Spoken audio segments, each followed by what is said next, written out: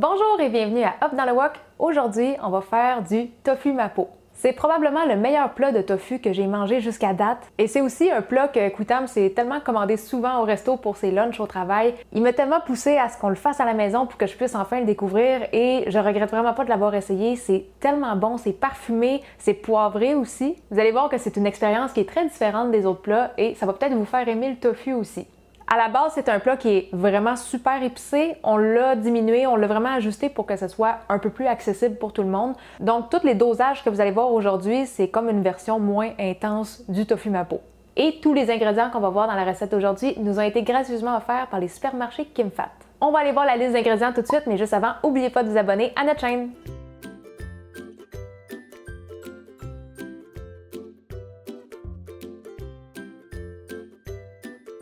Et juste avant qu'on commence la recette, j'aimerais vous parler un petit peu des ingrédients qu'on va utiliser dans cette recette-là parce qu'il y a des ingrédients qui sont nouveaux qu'on n'a pas utilisés dans nos autres recettes. Et vu que c'est un plat qui se fait quand même assez vite, tout se fait dans le wok et on met une affaire après l'autre, j'ai peur de manquer de temps au fur et à mesure pour vous les expliquer. Le premier ingrédient que j'ai à vous présenter, ça va être le poivre de Sichuan. C'est un poivre qui est différent des autres poivres juste parce que c'est pas la graine qu'on utilise, c'est vraiment la petite écorce.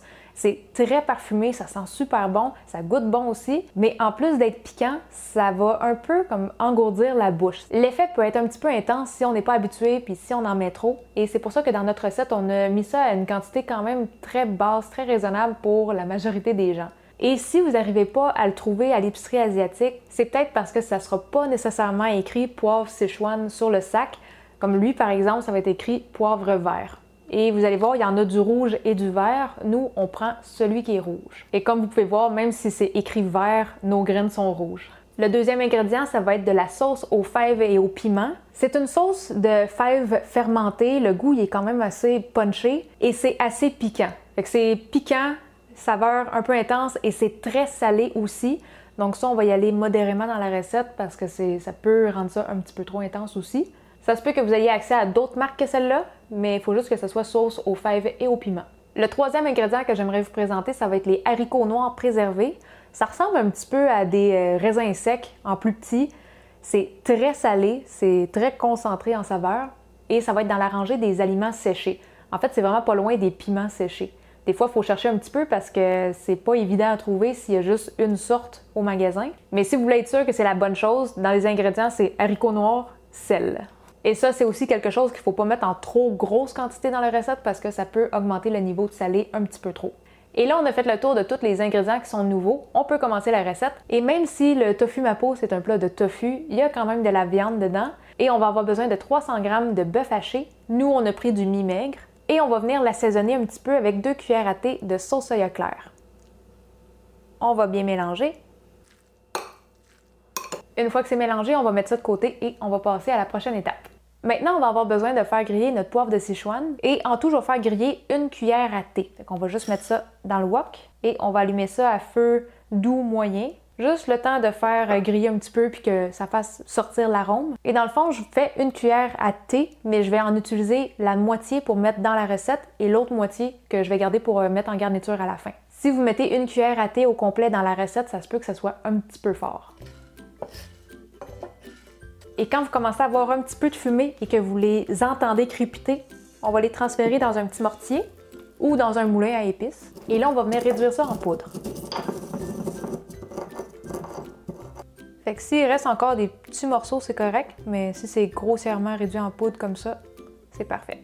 Et je vais tout de suite me le diviser en 2 parties, comme ça, j'aurai pas à essayer d'y aller à peu près quand je vais le mettre dans la recette. Et pour continuer, on va avoir besoin de 3 cuillères à table d'huile végétale. Et là, on a le choix. Soit qu'on y va comme ça, puis qu'on peut déjà commencer à faire griller notre ail et notre gingembre, ou on peut aussi assaisonner notre huile avec du piment, juste pour avoir un petit peu plus de saveur, un petit peu plus de piquant, mais aussi pour donner une couleur un peu plus rouge au plat. Mais vraiment, le piment, c'est optionnel. Si jamais vous voulez le faire, moi, qu'est-ce que je fais, c'est je vais prendre 10 piments chili avec un niveau de piquant moyen. Donc attention, si vous achetez un sac de chili que c'est marqué extra piquant, parce que ça va être très piquant. Et je vais juste enlever les graines pour enlever quand même un petit peu de piquant. Et ensuite, je vais les passer dans un broyeur ou un Magic Bullet, juste pour les réduire en plus petits morceaux. Et une fois que c'est broyé comme ça en petits morceaux, on va pouvoir les mettre directement dans l'huile. Et je vais mettre mon wok à la plus basse température, donc 200-225 degrés Fahrenheit. On va faire chauffer ça tranquillement juste pour que la saveur et la couleur puissent sortir dans l'huile. Mettez pas la température plus haute que ça parce que ça va juste brûler. Et là, je suis très attentive à mon piment. Dès que je vois que ça commence à un petit peu trop brunir et que je vois que mon huile est quand même assez rouge, on va fermer le wok et on va transférer l'huile dans un petit bol en la passant dans un tamis. Comme ça, on va tout pouvoir retirer les morceaux de piment et on va juste garder l'huile. Donc là, on a séparé l'huile des piments et les morceaux de piment, on va pouvoir mettre ça de côté, on n'en aura pas besoin. Mais l'huile, par exemple, on va toute la remettre dans le wok. Donc si vous aviez décidé d'y aller juste avec de l'huile végétale, pas aromatisée au piment, on peut recommencer à cette étape-là, à partir de là, tout est pareil. On va mettre ça à feu moyen et on va mettre une cuillère à table de gingembre finement haché.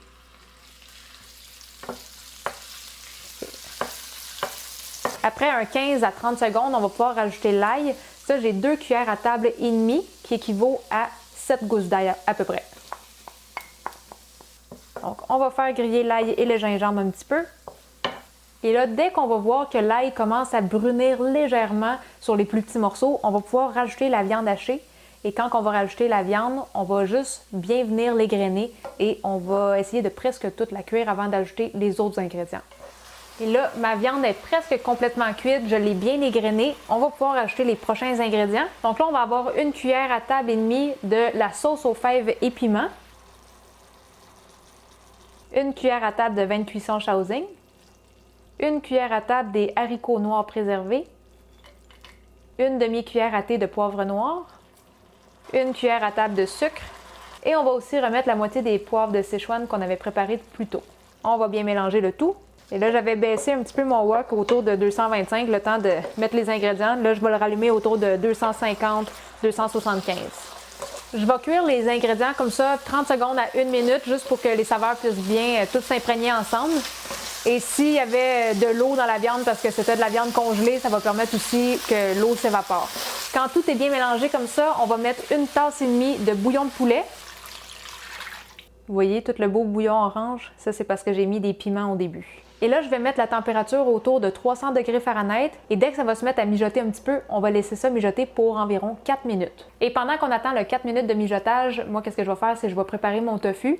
Donc là, j'ai un paquet d'à peu près 400 grammes de tofu mou. Tout ce qu'on a besoin de venir faire, c'est enlever l'eau et couper le tofu en cubes d'environ 2 cm par 2 cm. Et là, ça fait presque 4 minutes que ça bouille. Il reste une chose à préparer, ça va être l'épaississant. Donc, on va mélanger 2 cuillères à thé de fécule de maïs avec 2 cuillères à table d'eau. Quand ça fait 4 minutes que ça mijote, c'est le bon moment pour venir goûter, voir s'il y a des ajustements à faire. Il est bon comme ça. Si jamais vous sentez qu'il faut ajouter du sel, du sucre, du piment, c'est le moment de le faire parce que dès qu'on va épaissir et qu'on va rajouter le tofu, on ne peut plus vraiment venir brasser. Parce que vu que le tofu, c'est du tofu mou, si on brasse trop, ça va vraiment se défaire en plein de petits morceaux. Vu que c'est ajusté à mon goût, on va pouvoir mettre le mélange de fécule de maïs et on va amener ça à ébullition pour que ça puisse épaissir au maximum. Quand ça a épaissi au maximum, on va pouvoir mettre notre tofu. Le temps de venir séparer mes morceaux de tofu, j'ai juste baissé la température pour pas que ça cuise trop fort. On va délicatement venir séparer nos petits morceaux. Une fois que tous mes petits morceaux sont quand même assez bien répartis, on va rallumer la température quand même à feu doux, je vous dirais autour de 225 degrés Fahrenheit, juste assez pour que ça puisse mijoter un petit peu et on va laisser ça mijoter pour un 4 à 5 minutes, juste pour que la saveur puisse bien rentrer dans le tofu et pour réchauffer les morceaux de tofu aussi. Et là, durant que ça mijote, on peut venir remuer un petit peu juste pour pas non plus que ça colle au fond, mais il ne faut pas remuer trop intensément parce que vos morceaux de tofu vont briser. Notre tofu mapo est prêt et on va être prêt à servir. Ça, c'est un plat qui se mange super bien avec du riz jasmin. Donc, on s'est déjà préparé un petit bol ici. C'est une bonne idée de le manger avec du riz parce que vu que le riz, c'est plus neutre, ça vient vraiment bien adoucir le plat. Et maintenant, pour les garnitures, on va mettre de l'huile de chili. Vous pouvez prendre de l'huile de chili faite maison, comme qu'on avait fait au début de la vidéo, ou vous pouvez prendre des petits pots comme ça. On va juste prendre l'huile sur le dessus, on va pas prendre les petits morceaux. Et on va venir mettre ça un petit peu partout. On va mettre des petits oignons verts coupés en rondelles. Et le poivre de Sichuan qu'on avait gardé au début, on en avait gardé la moitié. On va pouvoir l'utiliser en garniture, mais ça, c'est vraiment selon vos goûts.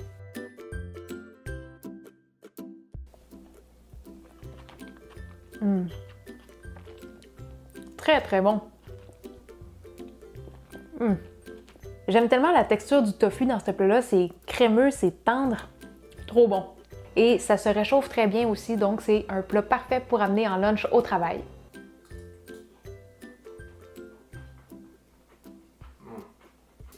Et si vous allez avoir un tofu qui goûte grâce à la recette, ça ne sera pas fade.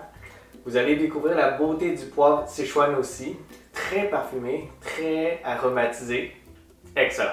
Si vous avez besoin de la recette écrite, ça va être disponible sur notre blog et on va vous mettre le lien juste en dessous de la vidéo.